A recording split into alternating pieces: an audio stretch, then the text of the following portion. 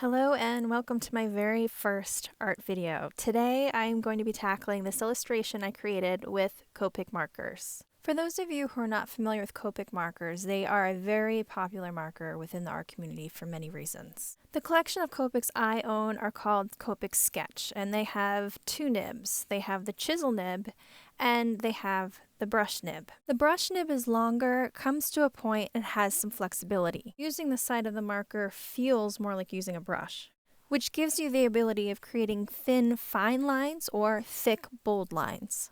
Then there's the chisel nib, which has no flexibility. While the chisel nib also gives you the ability of creating a variety of different lines, I personally find that I gravitate towards the brush nib. Now, Copic markers are alcohol-based markers, which are excellent for blending. This is one of the reasons why they are loved so much. In the Copic Sketch collection, there are 358 colors available, and yes, I'm insane enough to own every single one. Before I jump into sharing any more information about these markers, I just want to let you guys know that this video is not sponsored by Copic in any way, shape, or form. I own them. I've had this collection for a while, and this is the first time I've actually sat and put them to use. That said, some of the things that I did really love about these markers was, one, they have oval barrels. So when you're using your markers and you put them down on the table, they're less likely to roll away from you. The other thing that I really thought was cool is that these markers are refillable. So if you run out of ink, you can add more ink to them. Also with the nibs, if the nibs start to get worn down, you can replace those too. When it comes to the negative side of these markers, I think the biggest one is the expense. They are not cheap. They are top of the range for alcohol-based markers. I have seen them priced anywhere from $5.85 a marker to $8 a marker. When it comes to actually using them, the only real negative I've found so far is that it seemed like some of the markers were overfilled with ink. You'll see this a couple times in this video. I'd go to color something and it'd be fine for a second, and then all of a sudden I get this big blotch of ink coming out where I did not want it. Luckily, it was in places where I was able to fix it. However, if they weren't in places where I was able to fix it, I would have been insanely annoyed. Before I move on to talking about the actual illustration, I would just like to say hello to my cousin Amanda, who actually introduced me to the Copic sketch markers. I blame her for turning me into a Copic hoarder. If you'd like to check out her work, she is hiding over on Instagram at ArchedZombie. So the illustration I came up with in October 2018, it was during Inktober, and like every artist, I decided I was going to take on the challenge of doing one drawing a day in ink for the entire month of October. That's Inktober. It's a daily drawing challenge. However, I think like most artists, you say you're going to do it, and then you do like 1, 2, 3 sketches, and then you kind of fall off or trail off. One of the things that I love about Inktober is they give you daily prompts. So if you don't know what to draw, you check out their list, and based off the word they give you, you try to create some sort of artwork. The day that I created this piece, the prompt word was roasted. With roasted, I instantly thought of roasted vegetables. And even though my art style is usually more on the realistic side and heavy with detail, I thought that would be kind of a boring way of approaching this. That's where I started turning to characters. This is so outside my comfort zone. However, I had a lot of fun with this. Once I picked the vegetables I wanted to use, I started playing around with their facial expressions and trying to figure out what their little personalities would be. With the onion, I just put him front and center. I had him happy as could be. He's all content, roasting away in the oven. Cool guy with the sunglasses. The tomato I just thought was funny because here he is, a tomato. He's already red. He's trying to get a tan. It kind of made me think of myself trying to go to the beach. I'm trying to get a tan, but no matter what I do, I'm going to turn red. No matter what the tomato does, he's going to be red. So he's sitting there reading his little book, looking pissed off because he knows no matter what he does, it's not going to work. The carrot I actually really struggled with. I'm just kind of like, it's a carrot. Like, what the hell do you do with the carrot? But then as I started kind of playing with the carrot leaves, it kind of made me think of like curly hair. And then I was thinking like the stereotypical beach guy or surfer guy or maybe even skateboarder. And then I started kind of rolling with that. And then I gave him a nice little beachy drink while he's sitting there roasting away with the onion and the tomato. Once I had the characters drawn, I started drawing in the coils at the top of the oven and began adding objects that you would find at the beach or that you'd bring to the beach. So they're sitting on their chairs, they're sitting under their umbrella, they've got their books, their boombox, their towels. And instead of suntan lotion, they've got their olive oil because they're trying to roast away. And I'm not sure if you noticed, the tomato has got his swimsuit hanging on the back of his chair because he's really trying hard for that tan. Creating this illustration was really weird for me. Again, I'm not one who was ever into drawing characters. I just never saw myself as someone who had the imagination for it. But I'm finding lately a lot of the art that I'm doing is stuff that I never did before as a kid. As a kid, I was so obsessed with getting details, getting things exactly as I saw them. I really didn't have much of an imagination. I just like to be able to redraw what I could see. So it's been weird over the last year or so doing the acrylic pours, abstract art, so out of my comfort zone, so not something I would normally gravitate to. And now the character work, so outside of my comfort zone again, having to tap into imagination, which I've always been insecure about. I never felt like I really had it. So it's kind of blowing my mind that that's the stuff that I've been doing lately, and I've got this urge in me to start getting back to this detailed stuff. However, I have to admit I had a lot of fun with these vegetables and playing around with them and trying to develop characters for each one of them.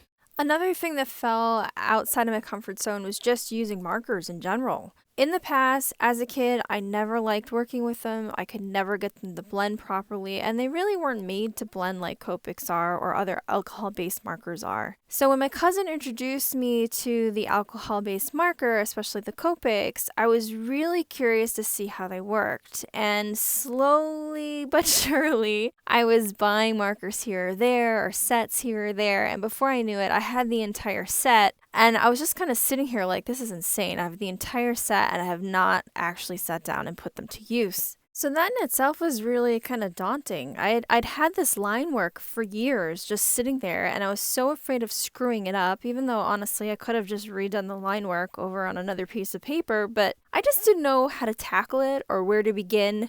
So I finally just got to the point where I was like, you know what, the hell with it. We're just going to jump in, we're going to figure these markers out and just have some fun with it. The biggest thing I learned is it's really good to have at least a few different shades of one color and working from light to dark. Most of the time I'd fill one area in with the lightest color and then slowly step up to the darkest color. I found that worked really well, but you had to be fast about it because the shading worked better if the inks were still wet when you went from one color to the next. Overall, I really enjoyed working with the Copic markers. I felt that the blending, really was as good as everybody says they are. However, if you are new to working with markers and alcohol-based markers, I don't think you should go directly to the Copics like I did. It's kind of crazy. Instead, pick some up that aren't as expensive, have a play around with those, practice, see if you even like them. If you do, then I could see going to Copic or another professional brand and spending the money. But going and just skipping straight ahead like I did, again, is a little insane. Again, I will blame my cousin Amanda. Amanda, it is your fault. I love you, but you're evil. As far as a more inexpensive brand to recommend, I honestly can't do that right now because the only thing I have tried are Copics. If you are an artist who enjoys working with alcohol-based markers and you do have markers that you'd like to suggest that will not break the bank, please leave those in the comments below. I personally would like to try some lower end ones to see how they compare to the Copics, but I'm sure there are plenty of people out there that would also like to give alcohol-based markers a chance without spending an arm and a leg before they even know if they like them. The hardest part of this illustration was this background. I was trying to get a gradient from the top to the bottom where it was dark gray at the top and then it turned to a black behind the characters and then it slowly turned to a gray down at the bottom. The thing that was really driving me nuts though is I found with the bigger areas, if I went over sections too much, they'd get a little blotchy. It wasn't a huge problem, especially when you consider the material inside of an oven is metal. It kind of gave a metal look. But again, I'm not really sure how to get around that because I'm still new with using Copic markers in general. It was a little frustrating. However, I feel like overall it worked out pretty well. At this point, I started wrapping up the illustration, trying to color the last little bits I hadn't gotten to yet, and I was really excited to start getting to the highlights. For the highlights, I used a white Posca pen. They are a water-based paint marker. They come in several different colors and nib sizes. The one that I'm using is a 0.7mm bullet nib. With the Posca, I slowly worked my way through the illustration, looking for areas I felt would have gotten more light. Using the white pen, I highlighted those areas. I also found it useful for cleaning up areas where I may have gone out of the lines with the Copics, or in areas where I used a color I didn't care for, I used the Posca as a sort of whiteout so that I could go back and recolor that area. In the end, I am really happy with how this illustration turned out. I really enjoyed working with the Copic markers. It took a little bit to get used to how to blend the colors, but once you get the hang of it, you would never get the same results with a standard marker. And here is a final look at my roasting veggies. In the comments below, I would love to hear what you guys think of my first attempt using Copic markers. If you would like to own this original illustration, it will be for sale in my eBay shop. The link will be listed down below. I also plan to have prints available, so keep an eye out for those. If you enjoyed this video, please give it a thumbs up. And if you're new to this channel, please subscribe. There are many more creative videos to come. Before wrapping this video up, I would like to share with you some submissions I received from some of my subscribers who were given this illustration as a coloring page. First up, we have Rob Faith, then Madison Mahoney, and finally, my boyfriend Jamie. Last but not least, I would like to send a huge thank you to all my patrons on Patreon. For those who are not familiar with Patreon, it's a fun way for you to help support some of your favorite creators. In exchange, you get perks or exclusive content like coloring pages, early access to videos, live Q&As, shoutouts, and much more. If you'd like to learn more about becoming a patron on Patreon, you can find the details in the description below. Thank you so much for watching. I hope you're staying safe and healthy out there, and I look forward to posting new content for you very soon.